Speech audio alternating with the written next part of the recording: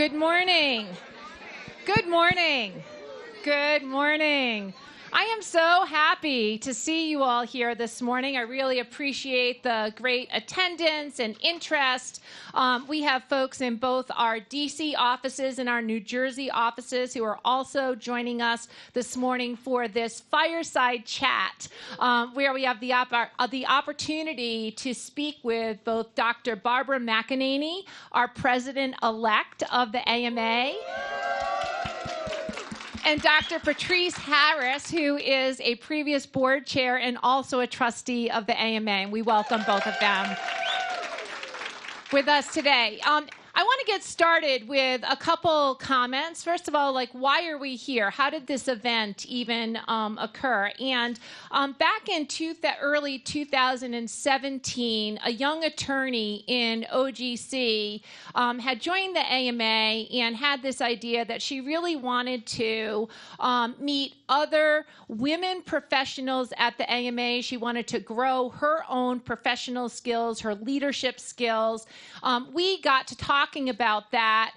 Really was a terrific idea. There was a desire from just talking to a couple other women also who had this desire. So we formed this very informal women's professional group of the AMA that had about 50 members that worked with us. That group today is led by Chelsea Katz. I want to thank Chelsea for her organization of this informal group. Pamela Beck, also one of the leaders of this group, pulling it together. We thank Pamela for her work.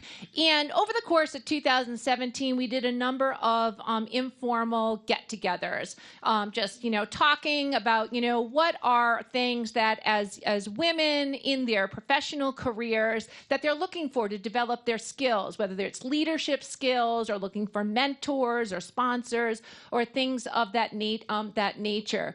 Then in the middle of 2017, we brought together some of the senior female leaders of the AMA, Dr. Susan Skoshilak, Dr. Modena Wilson, Karen Kometic, and myself, and we had Chelsea put together for us a panel, just a panel discussion about being a professional woman, how you got there, your leadership development skills of that nature. The response to that event, where about 50 women participated in it, was overwhelmingly positive. We realized that we had really sort of scratched at a desire and a need for other women to just simply learn from each other. So that led to today's event. And today's event, it just very simply was a desire from this informal women's professional group to hear from other leaders. And specifically, there was a desire to hear from leaders outside of the AMA. So I reached out to both Patrice and Barbara and said, we're going to put together this panel discussion just to, for this very purpose of hearing from other leaders. Would you be interested in participating?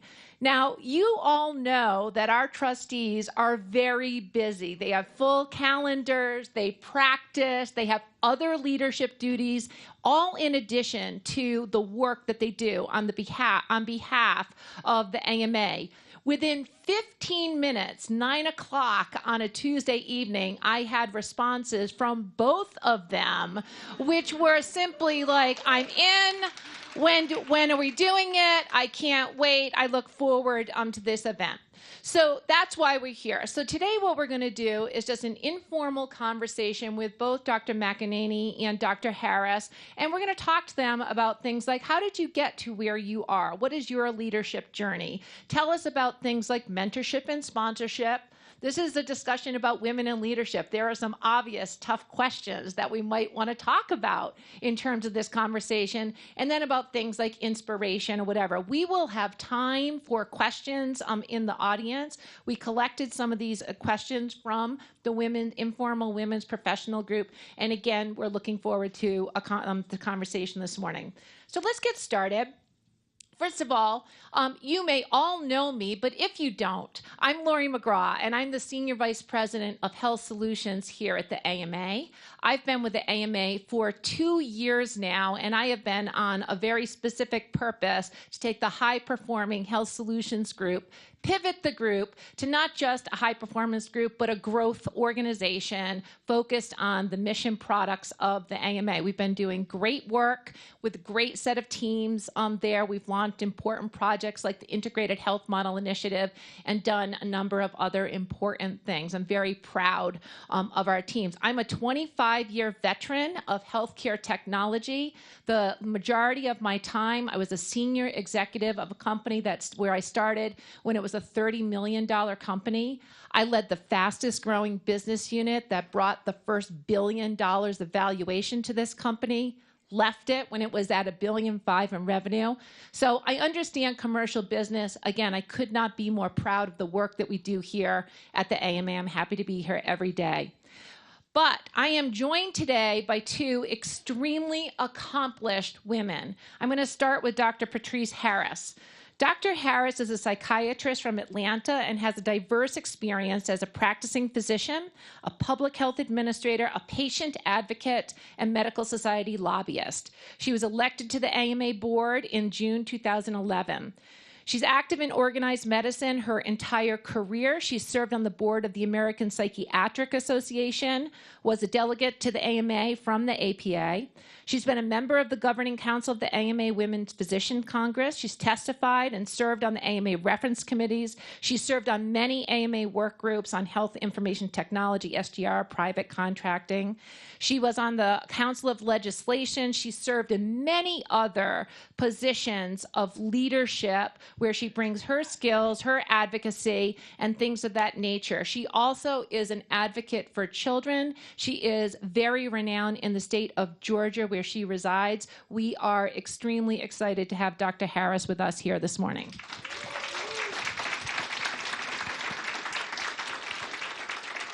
Dr. Barbara Mackaninee is a renowned oncologist from Albuquerque, New Mexico, and that's why you see that print that she's wearing today. Make no mistake. She is the president-elect. She'll begin her term in June 2018. She's a highly respected leader in her home state and nationally. Dr. Mackaninee also is a practicing physician, successful businesswoman, the co-founder and CEO of a multidisciplinary oncology practice, New Mexico Oncology Hematology Consultants. She built and manages the New Mexico Cancer Center, which serves underserved communities across New Mexico. She served on the AMA board since 2010. She was the previous board chair. She has headed up many committees. She also has been recognized with many distinguished awards. We are extremely happy to have Dr. Mackaninee with us this morning. So now we're moving to the Fireside Chat, and Barbara was saying that she wanted a candle, to start this, but we don't have that this morning. Great. Well, welcome. We're so pleased to have you there. So I gave sort of like the formal introductions with your background and some of your many accomplishments. There was not time to go through all of them. But I think what people would really appreciate hearing about is, what is your journey? How did you get to the places that you are today? Just more from a personal perspective, whether you had people that inspired you to get here, defining moments that got you to the level of leadership that you're at. And Dr. Mackaninee, why don't we start with you? Okay. Thank you all for letting me come and talk to all of you. It's great to see this many women in the audience and know that there are this many women working at the AMA. And Leonard, we know that you're a man. Too. You're a man. We know. Yeah, we know. I Leonard. see a few guys around. Yeah. So I was going to be a mathematician. I was actually going to be a physicist, but then I realized I wasn't smart enough to be a physicist, and I ended up a mathematician until I realized that if I were going to be a mathematician, the choices to me would be I could teach, or I could, be an actuary, and then I'd have to kill myself, and working for the insurance industry. So I figured, well, I've done all these sciences as an undergrad, and a friend of mine said to me one day, well, you're a junior. What are you going to do when you graduate? And I went, graduate? Do? And so I thought, well, I'll try the MCATs, see if I can go to medical school. Literally. I hadn't ever done that. No, there are no doctors in my family. My parents both turned green when I talk about what I would do. And I went to medical school. I was thrilled to get in. I was one of 7 women in a class of 175 people. So when you ask about mentorship, there wasn't any. I didn't know what a mentor was, and we changed clothes in the nursing changing room for surgery, while the men were in the doctor's changing room learning about what the case was going to be. And then in the OR, I'd always look like an idiot because they'd say, so what did we tell you about this? And I go, nothing. So I ended up an internist. And then became an oncologist. I became an oncologist because I fell in love with every cancer patient I took care of. The people who have things like acute leukemia, you cut through all of the 20 years it takes to get to really know somebody. You get right down to what's really important. And that touched me. And so I went into practice because I figured out as a resident and a fellow that every time I was asked to write some paper or something, I would discover that I was back talking to another patient. And so, and when you're in medical school and residency and fellowship, everybody's pushing you to be academic because that's where the smart people stay. And I realized that if I had to force myself to do the writing of papers and coming up with research, but I loved taking care of patients, why was I even considering doing a career where I couldn't do what I loved? So I decided I would go into private practice because then I could focus all of my energy on taking care of people. And I decided I would go into practice in New Mexico because I really like New Mexico. And I feel very needed there. I consciously left the upper Midwest where I trained. No offense to the upper Midwest, but my weather is better than your weather. And I love mountains, and there aren't any mountains around here. And so, and I love the diversity of the people that I take care of. I love being in a majority-minority state. I love the fact that there are different cultures that come to me, and that, where else could somebody who looks like me get hugged by some Navajo guy who's my patient? I mean, where else than in medicine could that happen? And I got into organized medicine because I realized that even though I started out wanting to take care of every cancer patient in New Mexico, it's like, why didn't you send that patient to me? What did I do? I realized that there are a lot of issues that provide barriers and even create damage. And the first issue I got involved with was tobacco. Because tobacco is the only product that when you use it the way it's intended to be used, it kills you. It's like, why do we sell this stuff? And so I was ranting about that in the doctor's lounge in the hospital one day, because I rant. And this crusty old urologist named Ed Johnson came up to me, and he said, are you just going to sit there and bitch about it, or are you going to do something? And I said, I'm one person. What can I do? And he said to me, you are one person. You can do nothing.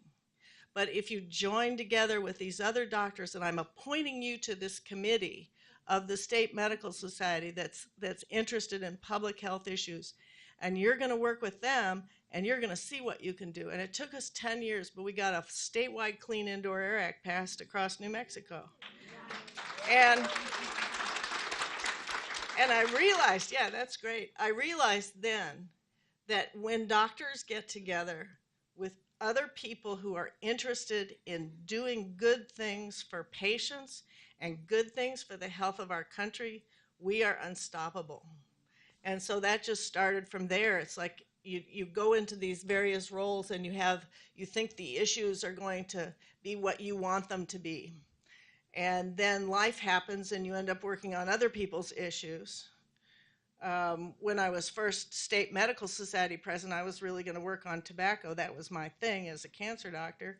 And then we had a really nasty bad baby case in medical malpractice. And so I looked around at the community, and all the obstetricians in the community were threatening to quit delivering babies because this case was so scary to them, because it was a birth defect that had nothing to do with what the obstetrician did in the last 5 minutes of the pregnancy.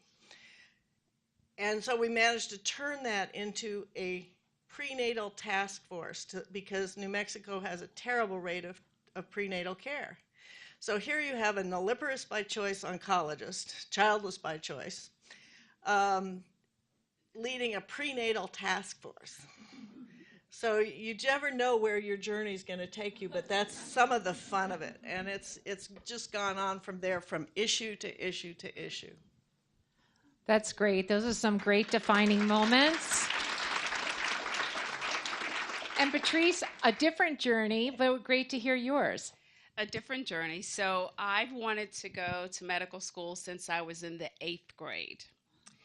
And the doctor that inspired me was Marcus Welby. So I'm glad I got a laugh. I know some of you know who Marcus Welby is, and some don't. But like Barbara, no one in my family had gone on to medical school. My mother was a teacher. She taught junior high school math, and yes, I was in her class, and that was a little bit difficult, but I refused to call her Miss Harris. I just couldn't do it. So I just would wave my hand and hope she would notice me. And my father worked on the railroad because I grew up in Bluefield, West Virginia. And in West Virginia, coal was king. And so my father actually had a good job because he didn't have to go down to the mines, just back-breaking work. But he still worked hard, but at least he was above ground. What I liked about Marcus Welby, and again, for those of you who know Marcus Welby, he was a kindly, middle-aged white man. He was a family physician, but he not only cared about the illness or the problem, the medical problem that his patient had, he also cared about their family or their community. So he was always going outside of just what he saw in the exam room. And so that was inspiring to me, and I said, that's what I want to do. Now, just as a warning, for those of you who don't know and you have to Google Marcus Welby, just Google his photo. Don't Google any of the episodes, because back then, and it was TV, remember, but some of the things that I look back on now that Marcus Welby did, he'd be before our CJA committee. So just remember, it was in the late 70s and the 80s, and I was a 13-year-old girl, and it was about his compassion and his working outside of the exam room as well. But having not had anyone go into medical school, I went to college in West Virginia because I'm a West Virginian. And candidly, West Virginia, we have the southern part of the state, which is seen as kind of backwards. And I know some of you may have your own stereotypes about my lovely state. You had the northern part of the state that was perhaps a little bit more progressive, but that's where the university was. And so I went to WVU, and back then we got this paper catalog. You had to choose your major. And I poured and poured over the catalog, and I said, I don't know what you major in if you want to be a physician. So I looked down and I saw one major that had a word remotely close to medical in it, medical technology. So I said, okay, well, that must be what you major in if you want to go to medical school. And I did, but it wasn't. It was laboratory work. Right. And again, a noble profession, but not what I wanted to do. And so I went to my advisor for guidance, and she said, you should be a nurse. Mm-hmm. I got that too. Even though I made it clear to her that I really always wanted to be a physician. And so I got a little frustrated and got a little discouraged. I knew I liked my Psychology 101 class, but by the way, I had planned always to be a pediatrician. But I did like my Psychology 101 class, so I said, you know what? I'll major in psychology. I like it, and I'll figure the rest out as I go. And I did, ultimately ending up majoring in psychology, but knowing that I am going to get to medical school. So I took the biology, I took the chemistry, I took the physics. But at the time I was at WVU, there was an issue regarding recruitment of minority students, particularly African American students. We have this big incident on campus where there was a college club that some of us would frequent. Some of the football players got into a fight. They were my friends, and some of them were treated poorly, and so there was a lot of turmoil. And so I really got involved in university politics and working with that. And so I ended up getting my master's in counseling psychology, working for the university, more and more involved in university politics. And one day I said, you know what, I'm sick of politics. Of course, the end of the story. Yeah. I'm going to go to medical school. And so I applied to one place. That was West Virginia, and thank goodness I got in.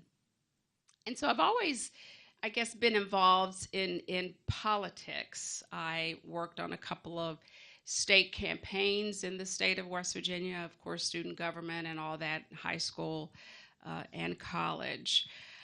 So again, going on to medical school, thinking I'd be a pediatrician, got to my third year clerkship on psychiatry.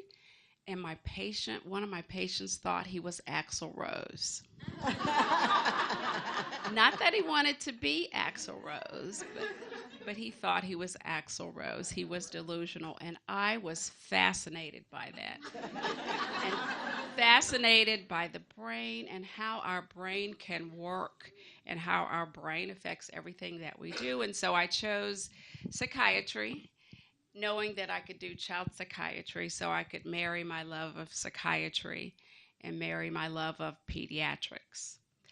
I do want to say, during my third year of medical school, you talked about where you had to change clothes.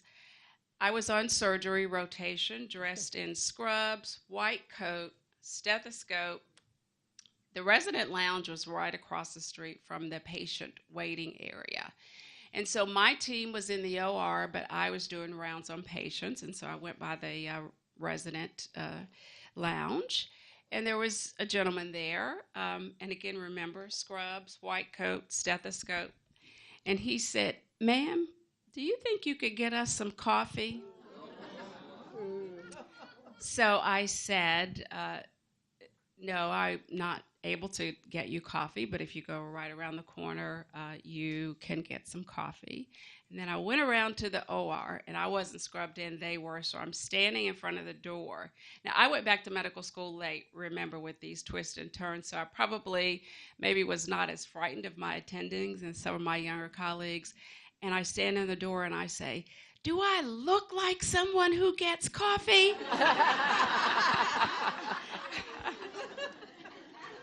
So my surgeon attending said, "Oh my goodness, what happened?" So they were very understanding. That's good. So the medical school. Organized medicine.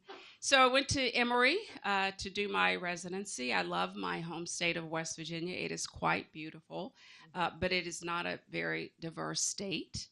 And I do like warmer weather, which I'm sure everyone in the room who knows me knows. Every time I come to Chicago, I complain about how cold it is. And so I went to Emory in Atlanta for residency, and I thought that I would stay there. And so towards the end of my residency, we had Psychiatrist Day at the Capitol. So I went down to the Georgia General Assembly. And in Georgia, you can get your representative to come out to the rope line. They have a rope line. You fill out a card, those cute little pages, go in and tell your representative that you're waiting and to come out. And while I was waiting on my representative, there was I think a naturopath. I think I repressed this memory. And by the way, psychological defense mechanisms are there for a reason. So I think I repressed this memory, but I recall this naturopath saying, "Barbara, I believe you could have said something like, 'We can cure cancer with this herb or something.'" And I was livid. I was furious, but I was also frightened, knowing that our legislators are often not health professionals, and folks can come down there and tell them anything they want. Mm-hmm. And unless they have physicians and other health professionals and our friends, they won't know the facts. And I knew then how important it was for me to get involved. And so I became a full-time lobbyist for my psychiatric association, worked on scope of practice issues, worked on liability reform. And then a couple of folks asked me to work on behalf of abused and neglected children. And so I did that full-time for a couple of years. And then I missed practicing. I mean, I practiced some, but I really missed practicing and my patients. And so I went back to full-time practice, but continued my work in organized medicine where we can continue to advocate. Terrific. That was great. So as I hear these stories, and you both are incredibly accomplished, and not just as physicians, but as leaders. And I think when you tell the story, it sounds so easy. And even though there were twists and turns, it sounds like it was just smooth sailing along the way. I think we all know that that's not exactly true.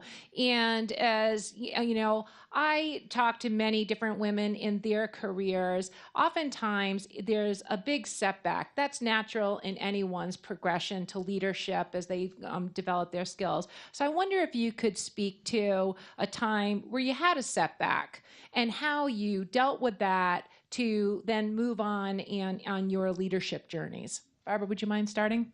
Okay. So my first year in medical school, I got sick. I got really sick. And I missed like 2 weeks because I was pretty sick. And when I was seeing one of the physicians that was taking care of me at that time, he sat me down and he said, "You're sick enough with this that you're not going to live all that long. And it is really a waste of a medical school spot because, A, you're a woman and you're probably just going to go off and have kids if you survive long enough. And if you don't, then, you've taken this training away from someone who could actually really use it." Now, I'm just confused. Would that be called good bedside manner? I'm just not a physician, not trained, just... Well, I'm shortening the conversation a little bit, but basically that was the message, and I was pretty shocked, and I remember getting on the bus to go home, and I got lost because I was so frazzled by this conversation and didn't really know what to think. And I went home, and by the time I got off at the wrong stop on the bus, and so I had a long walk home, which was actually a good thing because then I had time to actually think and process this. And by the time I got home, I was mad. I was mad at the way that I was treated. I was very determined that I was going to be just fine, thank you very much, and that I was going to continue in medical school. And I learned a lot from that, actually, because having been on the other side of that conversation, I think it has helped me to deliver really bad news to people when they need to hear really bad news so that they know what's coming and they can plan for what's going on. But I also learned how to do it and how not to do it. Mm-hmm. So that was it. That's great. That's really great. It wasn't great at the time. It's harsh. And also inspiring in terms of how you dealt with it. Patrice, I'm sure you've had similar, not the same, but similar types of experiences of setback and then how you dealt with it that helped define your leadership journey. Do you mind giving us an example? I'm going to tell maybe 3 mini setback stories, and maybe none as horrible as that. But so, my first year of medical school, again, recall that I didn't have anyone that I knew in medical school, great classmates, friendly, met some friends. But the first couple of quizzes we had, I failed. I got 60s and 50s. And I'm thinking, maybe I'm not as smart as my classmates. It's probably me. Maybe I don't belong in medical school. What I found out, that my classmates had old quizzes and exams. I mean, it wasn't illegal, from cousins and uncles and folks that had been to medical school lately.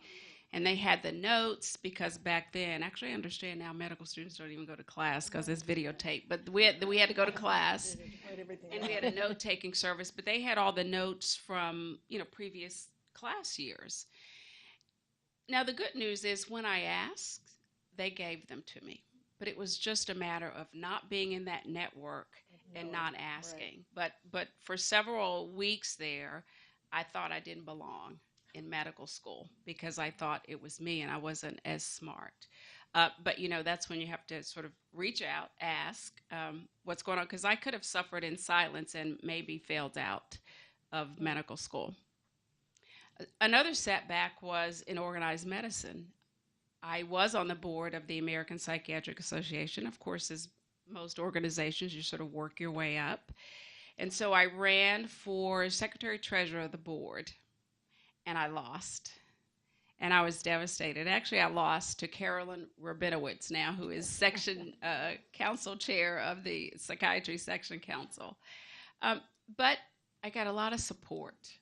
And folks said, you're young, you're talented, you can still progress in organized medicine. So that was a setback. But another door opened because about that time, and Barbara, you probably remember this, the AMA changed how it apportioned delegates to specialty societies. So psychiatry, I think all the specialties had 2 each, but with the same proportionate ratio as the states, psychiatry was going to get 7. And so at the time, right at that same time, about a year later or so, I was appointed to the psychiatry delegation from the AMA, which of course, opened my career to the AMA. So had I had that career in the APA, I might not have had this wonderful opportunity at the AMA. And my last setback was a couple of years ago in working for government. And we all know that politics is a bit challenging sometimes.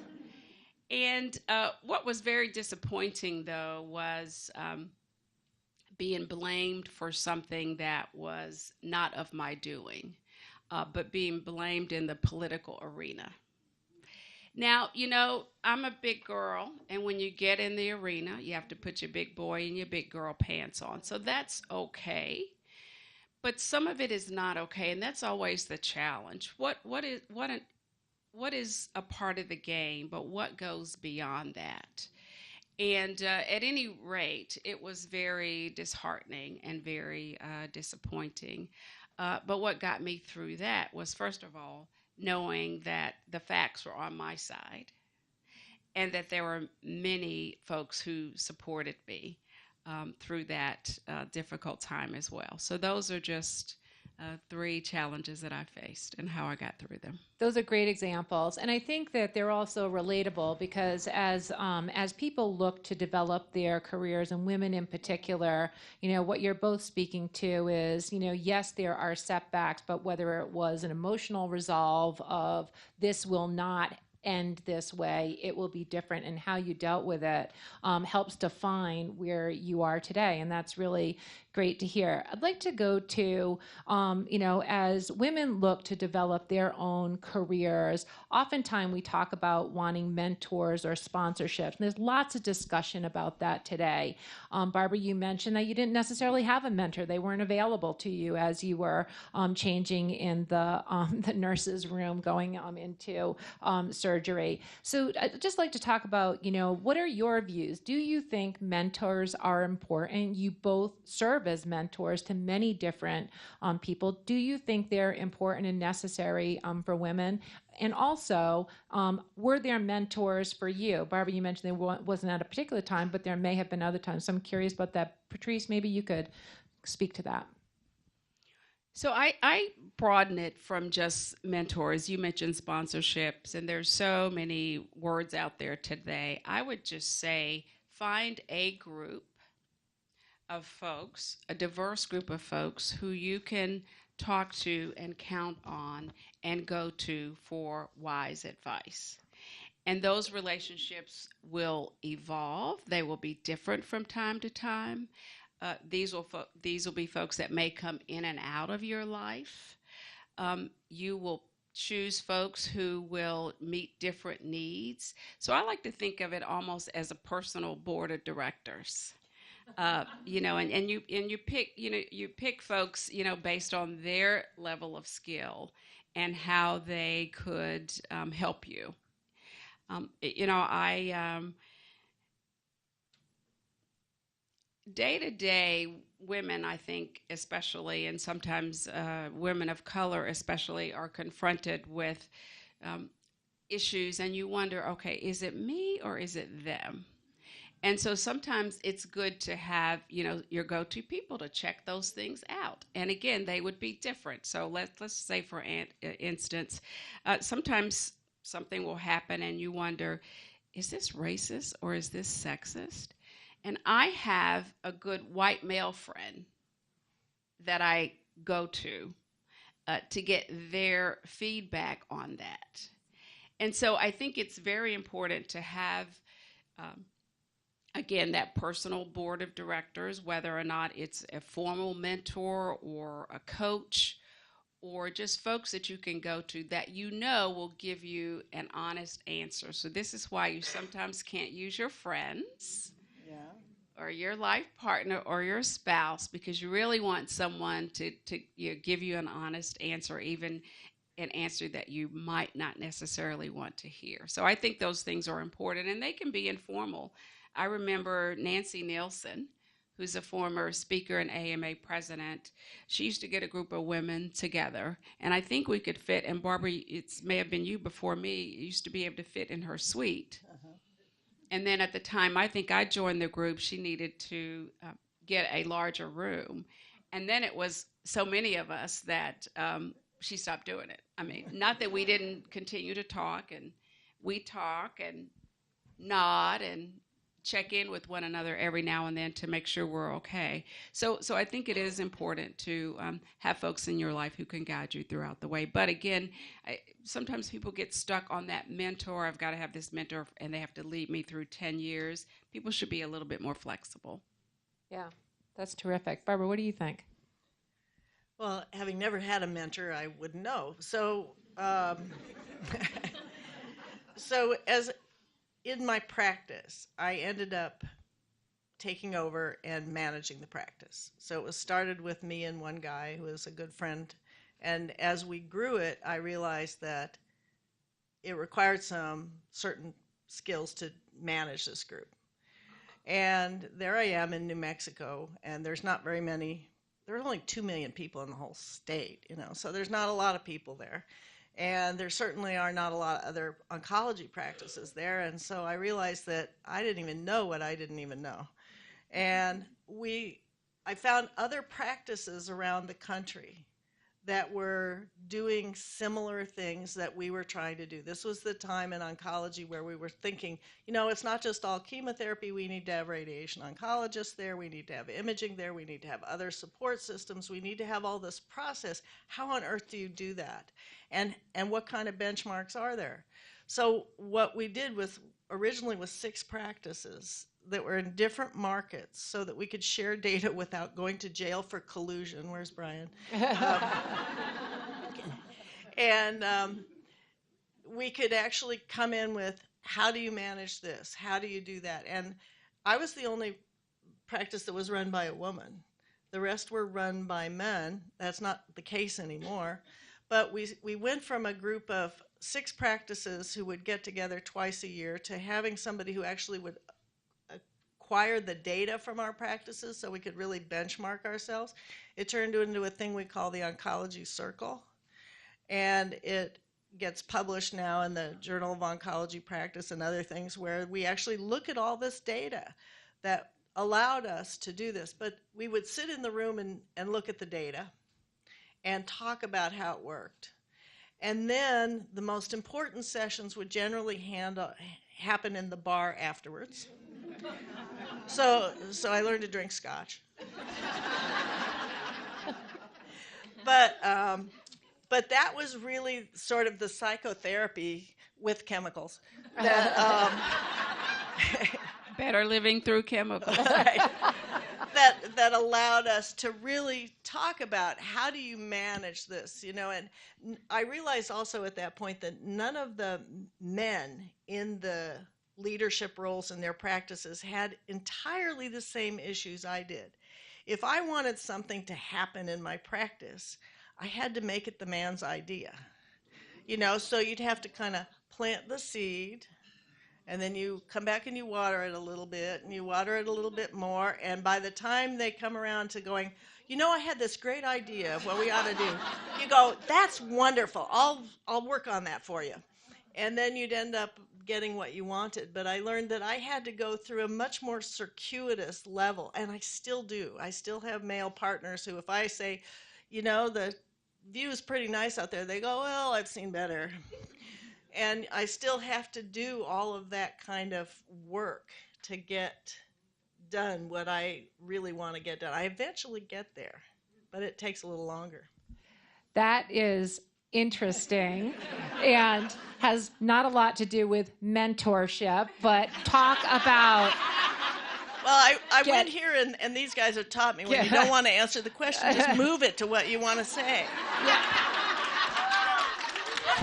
Well done. Well done.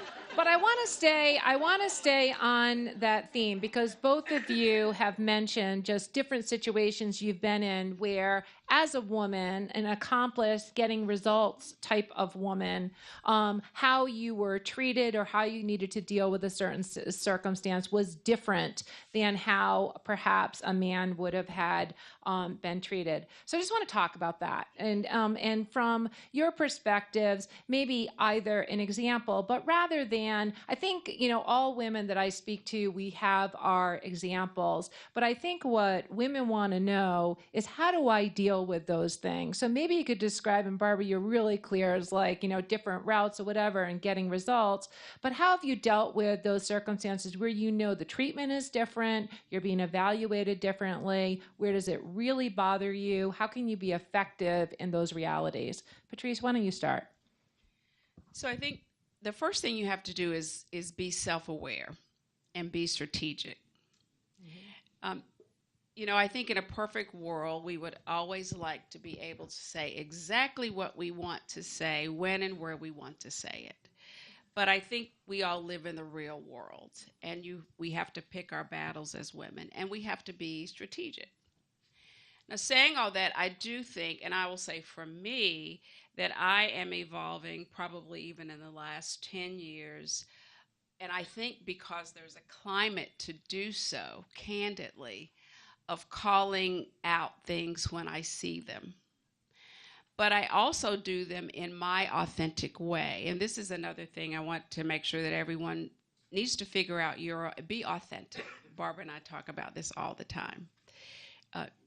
When you are authentic, I think it really helps your message. So my authenticity, most of the time, is, and Rich Deem calls this, DC, my steel magnolia thing. And other people have said, Dr. Harris can curse you out and you don't even know it. So that's one of my gifts, and I'll go with that. But I do. So in the evolution, I am beginning to point those things out. But you have to be strategic. You have to decide, do you want to point it out in the meeting at the time that it's happening? Or do you want to wait and point it out to that particular person one-on-one? And those will be individual decisions. Sometimes I have pointed it out right in the meeting. When I was director of health services and I had a medical staff meeting, and one of the African-American male physicians was being very disrespectful to me as the leader. His voice was raised when my voice was not raised. And again, just being respectful. Now, we were in a group, and that was not okay. And I had to point that out then and there. He just went beyond the point where I would have said, I'll chat with him later. But I would have said to the group, I'm going to stop you, but I'll chat with you later. So that was option A. But he had gone so beyond the pale regarding his disrespect that I had to deal with it right then and there, which meant I had to raise my voice. But in doing so, you still have to be strategic, as you all know, as women, as we raise our voices. get labeled as hysterical. Shrill. For me, it's the angry black woman. Maybe for Barbara, it's you, the angry white women. So we always have to be mindful of that. And so, but even with that being said, at points you have to point out that I oftentimes have folks interrupt me. And now in meetings, I don't allow that. But I'm very still magnolia. Excuse me, I wasn't finished yet. And I go on with my conversation. The other thing about the ideas, and I think this is an evolution, and again, you do it some. When you're in a meeting, you want to have your allies around the room. And so I'm finding that women are no longer allowing that to be the guy's idea, if in fact it was the woman's idea. So I'm finding a woman would say, hey, what about this? No response. 2 people later, the guy will say, hey, what about this? Same idea. Everybody would say, oh my goodness, that's a great idea. Brilliant. And so what you want to do, you maybe not right then and there, but maybe later either you or another colleague could say, well, you know, when Patrice said that about a few minutes ago, so you do want to give credit. And again, you don't have to say, Patrice said that, 5 minutes ago. It's the tone. And again, that's maybe my Southern raising. So that's who I am. That's my authentic self. But I think it's important now to point that out when you can, but be strategic. If you can't point it out in the meeting, point it out later and get some allies to help you with that. I think that's great advice. I've seen Dr. Harris do that in action, actually, in several of the board meetings very effectively.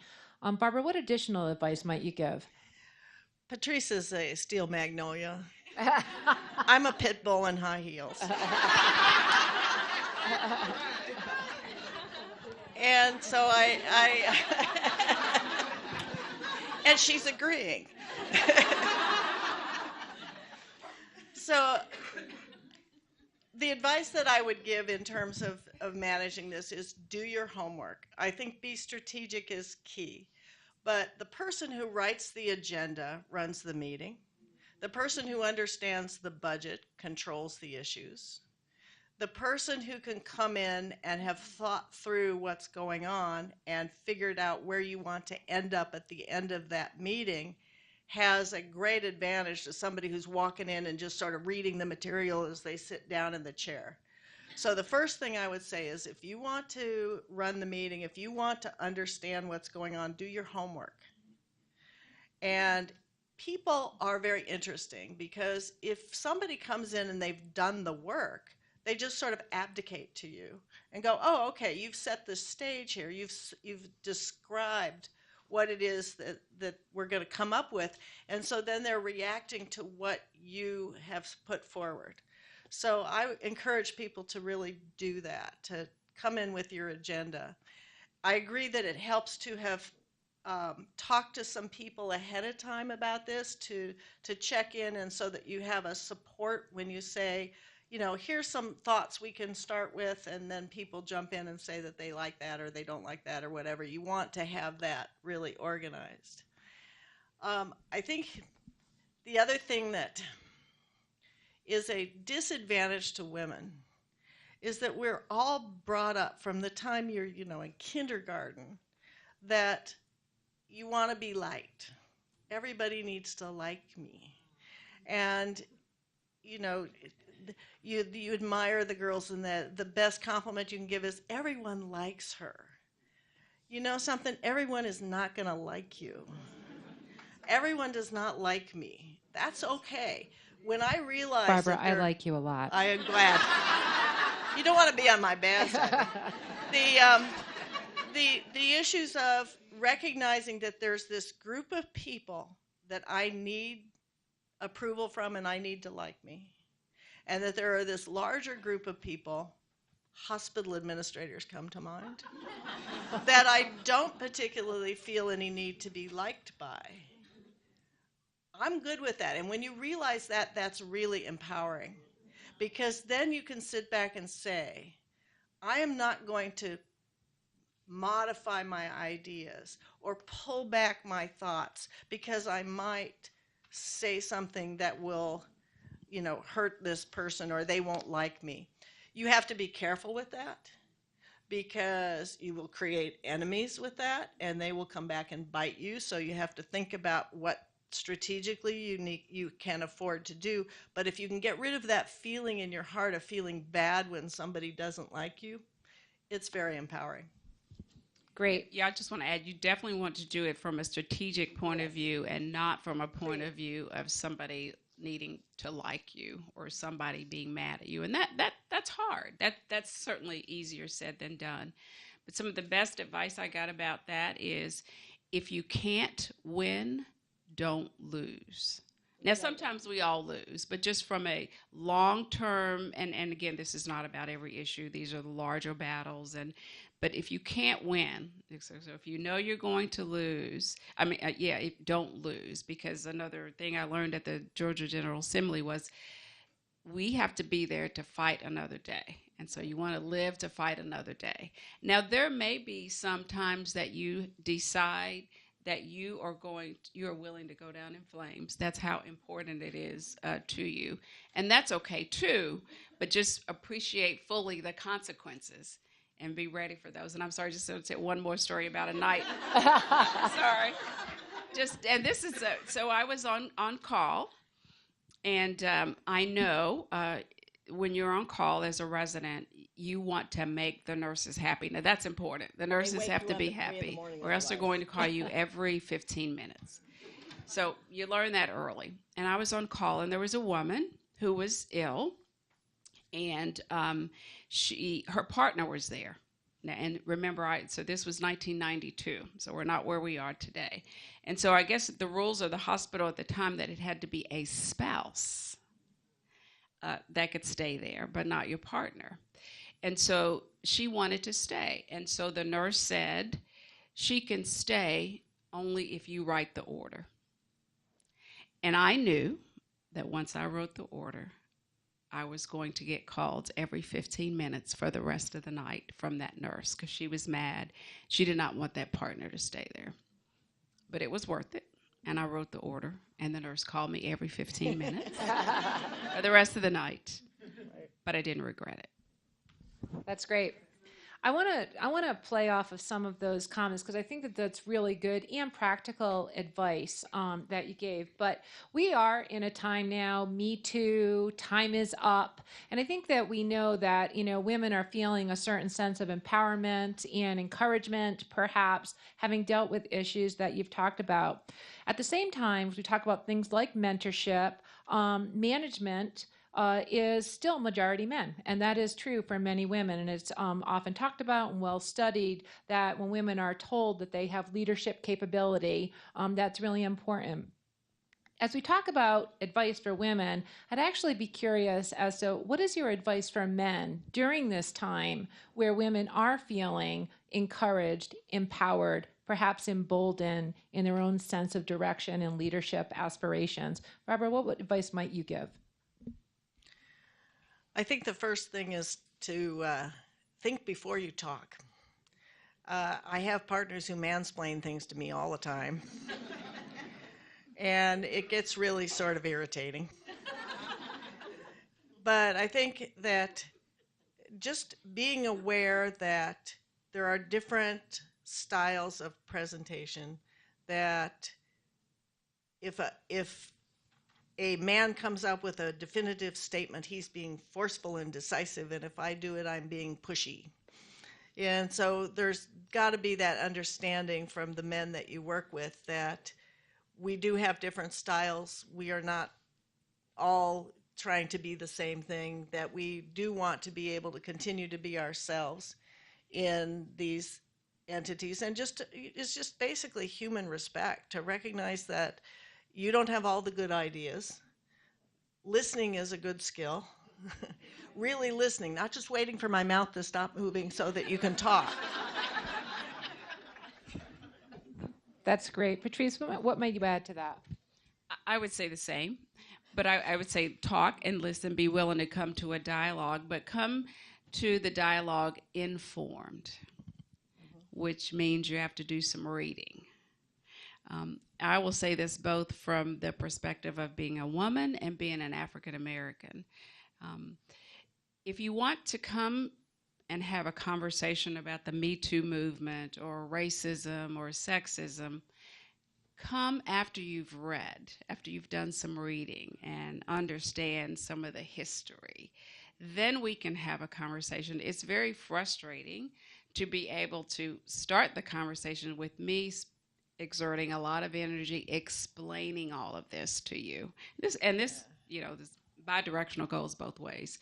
So I would encourage men to come to the conversation with the bent for listening, but come informed. It's great advice. That's really terrific. And I think that some of these sort of practical, here's how I've dealt with certain situations is really helpful for women who are looking to develop their own skills. I want to talk about one of the issues that in the women's professional group sort of comes up in any sort of group of women that I've ever been involved in, and that's compensation.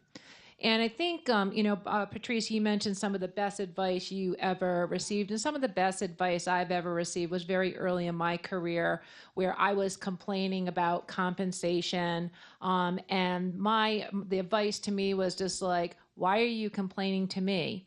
Speak out loud to somebody who can do something about it. So that was some of my best advice ever. But I think we all know the studies and we know the differences in pay and everything.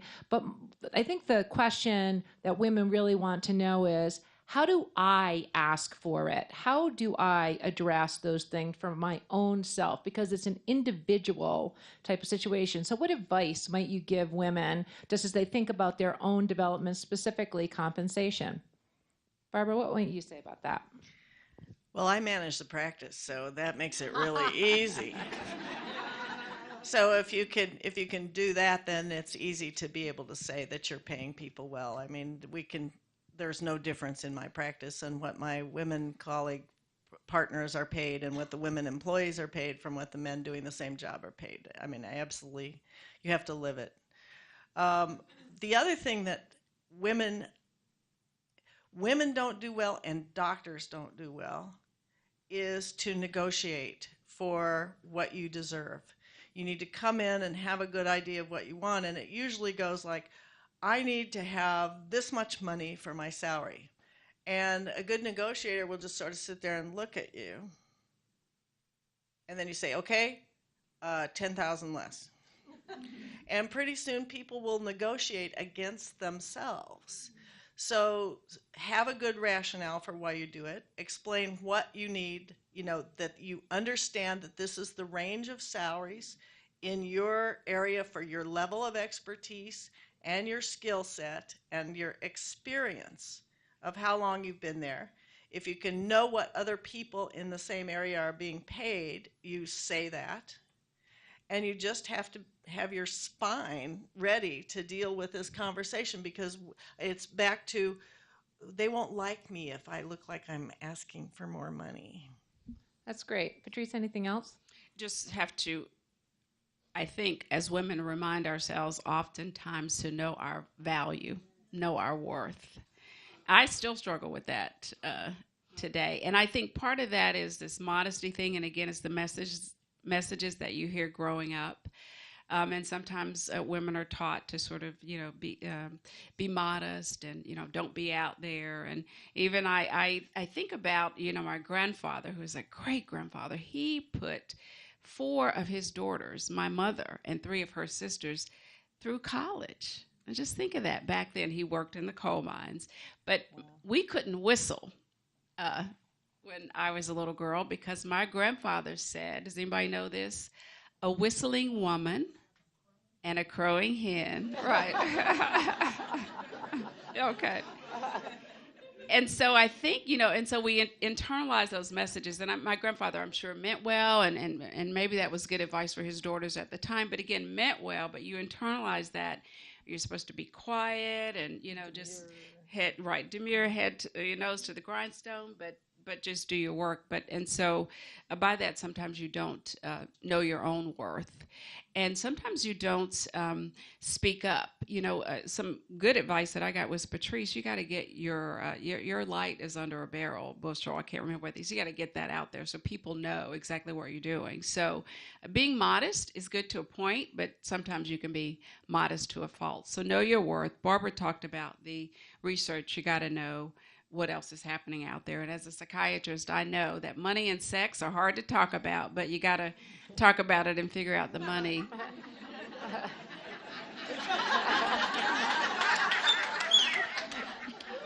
A psychiatrist has to at least mention sex one time. I am learning a lot up here. This is wonderful. And I think, some of that just, again, practical advice in terms of doing your homework and then asking for things, whether it's an opportunity, whether it is an appointment, whether it is a, special project or something like that. Those are really great and terrific. And Lori, a good book on that is Women Don't Ask. A lot of books are not worth the paper they're printed on, but that was a very valuable book about women don't ask. Let's close on just a couple more comments from you, and then I'd like to open it up to our audience. But just in terms of things that inspire you and keep you motivated, I'd like to, whether it's books or particular speakers or things like that, I'd like to hear from that, because I think that we all go through different points and times where it's just this one more thing that sort of turns back the energy on for us. So Barbara, what are the things that you look to for inspiration? You have to keep looking for the small victories. You may not get the big ones every time, but when I watch, the woman who is going to take over my practice when I move from management of the practice elsewhere, and I've been mentoring her, I guess, for a while to get her in position to do this, I think to the dismay of some of the men in the practice. But watching her be able to step into a role and manage something is empowering. Watching and it's every day with patients. When patients are doing well, that's motivating. When it's people that you've helped to get to a position, that's motivating. There's one other point, though, that I wanted to make in terms of advice, and that is dress the part. That the most important class I took in college was acting, and I did, and set the stage, learn about sight lines, and if you are walking through the office, you are on stage, act it. Do not be discussing your weekend plans in front of people who you don't really need to know that. Dress the part. When I see young residents want to come through my office and rotate with me and things, and they're in t-shirts and jeans, it's like, why would you put another barrier between you and what your patient in front of you or the person that you're speaking to needs to really hear? Set the stage. Not that you're being phony about it, but just you don't want extraneous things to be a distraction, because just being a woman is a bit of a distraction. So you have to overcome that. Don't add to those barriers. I would say two things. Purpose. That keeps me motivated. On the patient side, I am a child psychiatrist, and working with the children that I work with, and seeing them grow and have setbacks and struggle keeps me motivated. And then the purpose of making sure that physicians of the future are able to practice in a way that best fits them and their family is what keeps me going. Working with the AMA and organized medicine. And the last thing is when I hear young medical students and residents come up to me and say, "Oh my goodness, thank you. You are such a shining example." Those three things keep me going. And then also having the opportunity to work with women like Barbara. Barbara and I first met in a crisis, actually, and we were kind of mad at one another. Not personally, but I see Kai. Is Kai still in the back? So, but you know what? And I think Barbara, and maybe this is my memory, so don't, if it's my memory and not true, don't dash my hopes. But we were trying to figure this all out, psychiatry and scope of practice. In New Mexico, it passed a law, and then we were going, and then Barbara and I believe we had a sidebar conversation. So I said, Barbara, what really happened? What's really going on? And that sometimes is what you have to have, because, you have to dig deep and find out what really is going on to address the issue. And I think once you told me what really was going on and what happened behind the scenes, we were able to figure out how to work together in front of the scenes, without airing dirty laundry and, making people feel bad or calling people out. So that is the last thing that keeps me inspired, is working with women like Barbara. And I will say, and I'm sure Barbara agrees, is we don't get very many opportunities to talk with the staff. And I know you need to know that we appreciate all that you do. We know that this wonderful organization that we have the honor to lead doesn't work without you all. So you all are inspiring to us as well. Yes. Great. That's terrific. We have some time, and I'd like to open it up to some questions from the audience. I think we've heard a lot of really wonderful stories and experiences and things that we can all relate to in different ways. So I'm going to open up the microphone. Just raise your hand. We'll repeat the questions for folks on the phone. But I know that I'd like to ask Chelsea Katz first to ask our first question. I'll give you this microphone, Chelsea. Thank you. It's funny, I had circled the 3 questions I really wanted to ask, and I think you guys addressed them all in your comments. So the one question I would ask, which is always a fun one, if you could do anything differently looking back, what would you change about kind of the decisions you've made or the, interactions you've had across your career?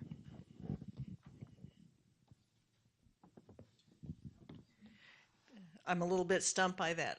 It's gone well.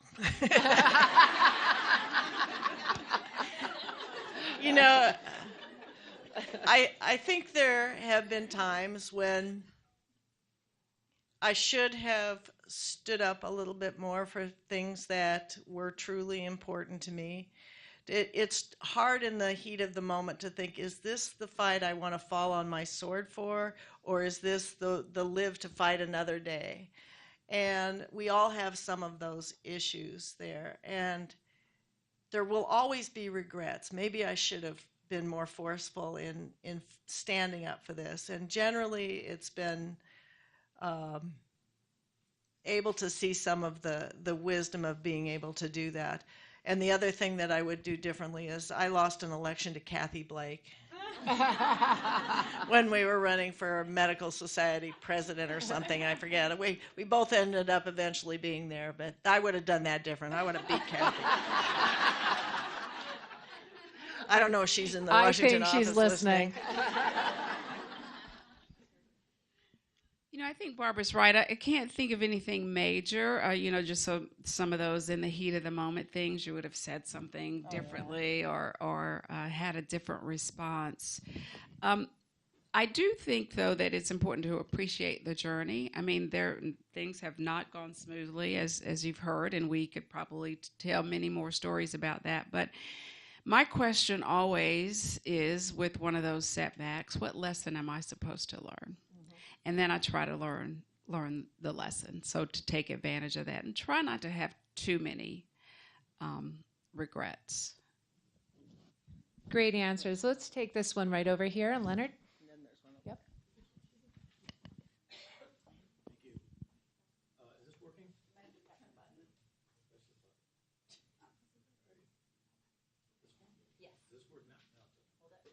Does this work?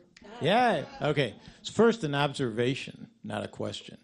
I have to say it's very interesting to listen to all 3 of you, but you were describing the human condition. I mean, maybe there's a smidgen of something special for women, but you're talking humanity. That's my impression. But now a question. And, so there was a time when no woman had ever been president of the American Medical Association. There was a time when no woman had been a chairman of the board of trustees of the American Medical Association. There is still a time when no woman has been president of the United States, and this is not, I'm not pandering to anybody. Nobody did not. Nobody can really. So we've cut off your microphone. Okay, I mean, look, nobody can really dispute that pretty soon a woman's going to be president of the United States, and so on. And most of the people who are going to college are women, and most of the people who are going to graduate school are women. And I understand that a little more than 50% of the incoming medical students are women.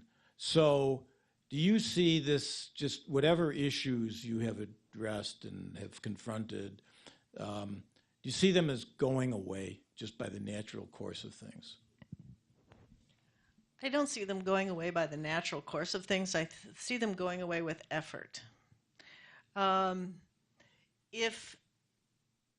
If women are going to assume more and more leadership, we're going to have to see, I agree with you that you're not going to have women in leadership until you have women in the profession, and that you have to see women moving up in all of the management ranks to be able to do that. And that's going to take a fair amount of effort. If you look at where women are currently in medicine, there are more women in pediatrics, OBGYN, internal medicine than there are in surgery, urology, and the procedural specialties. There's still a lot of ways we have to go. The women of my generation who fought a bit harder to get there have a tendency to want to go back. When I was fighting this happened. Women today do have a different perspective on what they just expect to be able to do. And that is really good. Having watched women say, why on earth would I not want to do this? And it never dawns on them that someone might tell them, you should be a nurse, or not to downgrade being a nurse, but you should not try to be a physician. No one has ever said that to them. And I think that's really a ray of hope. Great question. I'd like to take one over on this side of the room, please. Run, Peter. Getting your steps in. It's just that we have folks in D.C. and New Jersey. Thanks. Hi, thank you so much. Thank you for this incredible opportunity. I've had the fortune to work with both of these incredible women on underage drinking, obesity, certainly prediabetes, and always tobacco control. So thank you for your leadership. But I would say at the AMA and probably in this room, there's some of us who are more mature in this room. So maybe 50% certainly are younger, people starting in their career. But there are some of us in this room who are more mature, who might be leaders at the AMA, but not in leadership. And I'm wondering, what would be your advice for the more mature worker to get into leadership, to continue on a leadership path that might be a little different than the advice you might give someone starting out earlier in their career? I want to say something, and you mentioned about being a leader and not in leadership. Mm-hmm. And so I want to say that everyone has to decide their own path. And not everyone wants to be in leadership of X, but that does not mean you don't have to be a leader. So I think sometimes we sort of are grandiose in deciding that you are a leader only if you are president-elect of the AMA or chair of the board of the AMA, but really there are many leadership opportunities at many levels. So I think we should always say that. I think the advice is the same, Janet, is you will come to the opportunity with a different perspective. And I think Barbara made that point. Sometimes you have to, be self-aware and check your own perspective. I'll tell a story not related to women in leadership, but something that Andy Young said when President Obama was elected president. So, I live in Atlanta now, and home of the civil rights movement. And Georgia had a breakfast during the inauguration weekend. And Andy Young said, probably none of the civil rights folks, Andy Young, Jesse Jackson, that whole cadre, he says, probably none of us could have ever been president of the United States, because we looked at this whole opportunity through a different lens than Barack Obama did, just because of his experience. So I think the first thing you have to do is look through your own lens, not limit yourself. And I think use the same advice that we've given for the younger leaders, but you'll have to maybe even look at some of how you think, things should be. And like Barbara just said, when we were back then, sometimes you have to let some of that go. And just also, I'm just going to add to that, people are working longer. And people have opportunities to change career directions at multiple points and later points in their professional journey. So new opportunities, there is nothing bad that I know of that ever came from learning or trying something new. Doesn't mean it's the right thing, but trying new things, aspiring to new things at any point during your professional journey does seem like more available in these days. This has been a wonderful conversation, and really have appreciated the opportunity to have it this morning. Before we close out, I'd just like for both Dr. Mackaninee and Dr. Harris, any final thoughts of wisdom that you'd like to impart upon us? Barbara? Okay. There are two things that I've tried to actually live by. One is, if you wouldn't want to see what you just did or said published on the front page of the New York Times, don't do it. Okay? So that is the first one. And the second one is, success is doing something that you really, really love and having somebody pay you for it. Well, I've said this before. The one is be authentic, be your true self. It's okay to aspire to a certain thing, but bring your own vision and your own authenticity into whatever that is. The second is ask questions.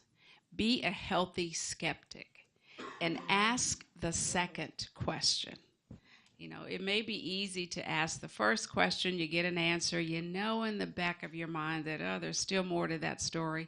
Ask the second question and ask the third question. And the last thing is, no one can take your integrity away from you. You are the only person that can take your integrity away from you. So don't do anything that you wouldn't want on the front page of the New York Times. So no one can take. Now, people will try, and people will try to, at times, drag you down, but know that they cannot take away your integrity, because that's yours. Good. Those are great comments. Again, I really want to thank you both for this great conversation, taking the time. As we started it, we noted that, our trustees don't often have the time to meet with us and spend time like this. We left a couple extra minutes at the end of this session. If you wanted to have the opportunity, Drs. Harris and Mackaninee have a few more minutes to stay with us. If you want to say hello, get a photo with them, now's a great time. But thank you both very much for a great conversation.